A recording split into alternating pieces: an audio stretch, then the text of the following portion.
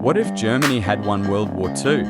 This question has long been one of Hollywood's favorite tricks. It sounds dramatic, it promises shocking parallels and dark storylines. But in practice, what we usually get isn't a real exploration of alternate history, but a set of clichés which became strongest Nazi propaganda. A fresh example is Season 2 of Peacemaker. For nearly half of the season, viewers are shown a parallel Earth that looks like a utopia, order, discipline, no crime. The only subtle hint that something is off is the absence of people of color. And only in episode 6 do we finally see an American flag with a swastika, along with a scene where a mob chases a black woman who stumbled into this world from ours. That twist perfectly illustrates all the problems with this genre. And today, we're going to break them down. Problem number 1, Utopia for the right people.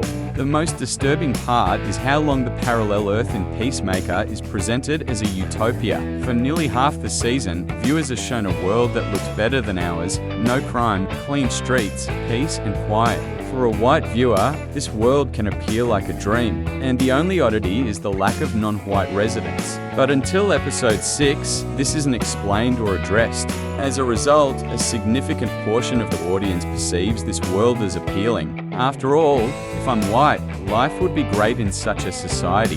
This is dangerous because the show doesn't deconstruct Nazism, it accidentally reproduces its propaganda, showing order and cleanliness as a reward for being the right kind of person.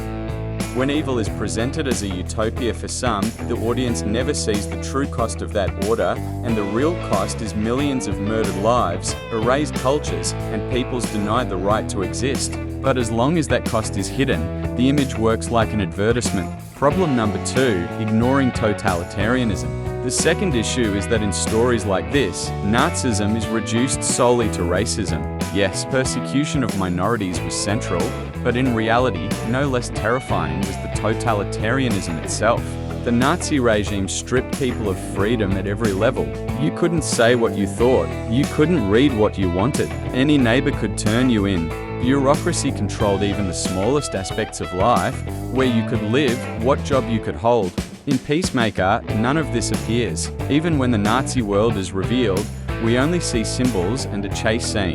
The actual mechanics of oppression remain hidden. This is why viewers don't feel the true horror. They see flags and marches, but not how totalitarianism crushes individuality. And that's the core. The real nightmare isn't a swastika on a flag. It's the fact that you have no right to speak, no right to move, no right to think. Every step depends on loyalty to the regime. Problem number 3, no logic behind victory.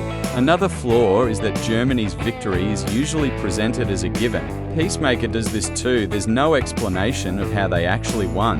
But for an alternate history to be believable, there must be a clear point of divergence.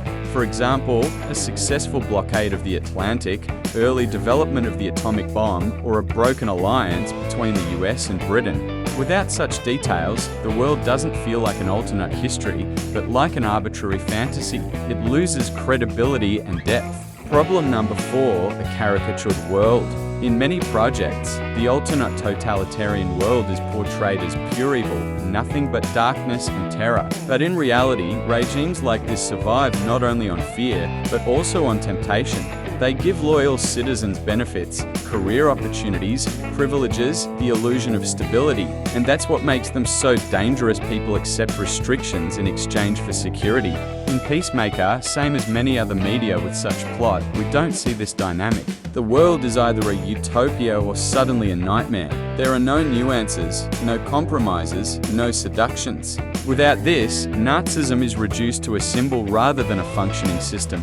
Problem number 5, shallow multiverse work. Stories like this often rely on a simple binary, our world vs. the Nazi world. But the strength of the genre is in showing multiple possibilities. A world where Germany won in Europe but lost to Japan. A world where Nazism didn't collapse but evolved into a digital surveillance state.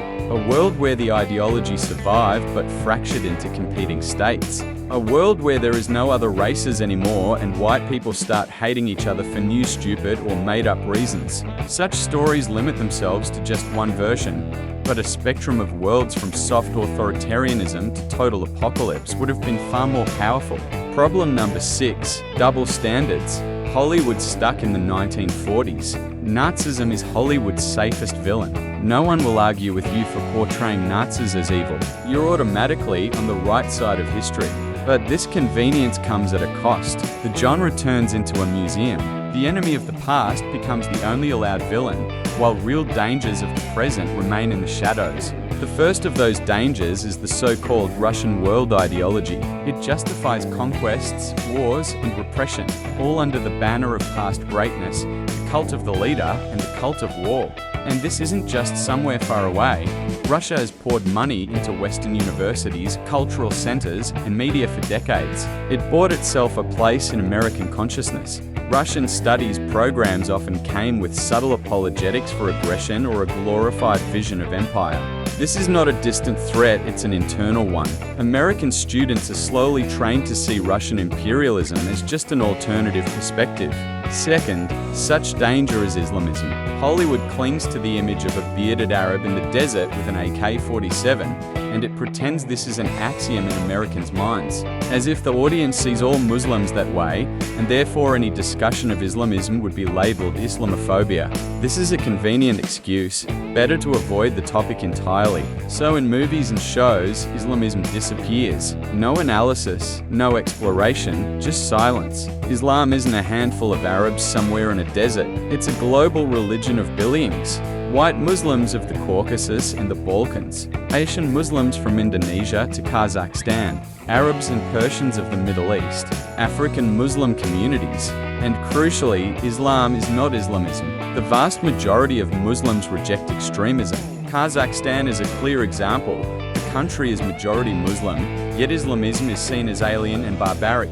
Both the government and society resist radicals, and in daily life extremism is rejected. There are no pogroms, no mass persecution. Despite harsh Quranic verses, non-Muslims live in Kazakhstan without fear. I know it because I am not a Muslim and live there. Here's the cruel paradox. Most victims of Islamism are Muslims themselves. In Afghanistan, Islamists kill women who simply want an education. In Syria and Iraq, entire Muslim communities were destroyed for rejecting radicals. In Africa, Boko Haram terrorizes Muslim villages. Those most at risk are Muslims who reject extremism. For radicals, they are traitors. And yet, in the West, for many on the left, any criticism of Islamism equals racism or Islamophobia.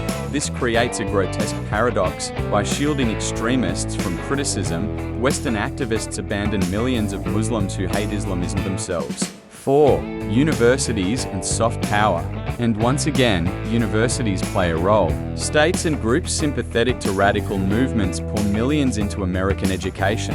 Officially, it's for cultural programs, but in reality, it functions as filtering. Students hear only about tradition and respect, while any critique of extremism is dismissed as bigotry. So Islamism disappears from both pop culture and academia. But this isn't protection of Muslims, it's direct complicity in the spread of the threat. The third threat is modern China. Here we see a new form of totalitarianism, digital, high-tech, social credit scores, facial recognition, Uyghur camps, censorship. You may have a job, a smartphone, the internet, but everything is controlled. And it's not confined to China. The country heavily invests in Western universities, funds cultural institutes, and bankrolls research programs. Students learn the language and traditions of China, but never about camps, censorship, or repression. This isn't a threat over there, it's inside America too. An entire generation of elites is being trained to see China through a sanitized lens. And Hollywood, dependent on the Chinese box office, plays along with this silence. We've broken down 6 problems of the genre. 1. Utopia for the right people. 2. Ignoring totalitarianism. 3. No logic behind Nazi victory. 4. Caricatured worlds. 5. Primitive multiverse structures. 6. Double standards. And in Peacemaker, we see all of them at once. For half the season, the world looks like a utopia. The swastika arrives too late. Totalitarianism is never shown, and modern parallels are never drawn.